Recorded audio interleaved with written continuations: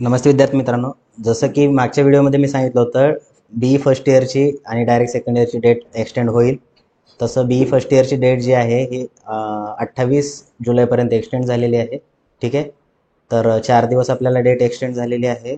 याच्यामध्ये तुम्हाला आता तुमचे जे डॉक्युमेंट इनकम्प्लीट असतील ते कंप्लीट करून घ्या, है ना.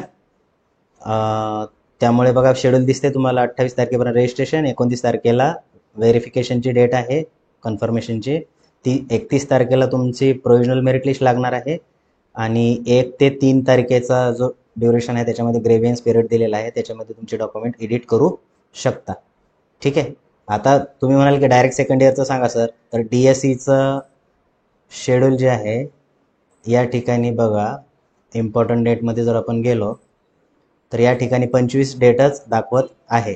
बी फर्स्ट इयरची डेट एक्सटेंड झालेली आहे, म्हणजे डायरेक्ट सेकंड इयरची पण डेट तुमची 4 दिवसाने एक्सटेंड, 4 किंवा 5 दिवसांनी डेट एक्सटेंड होऊ शकते.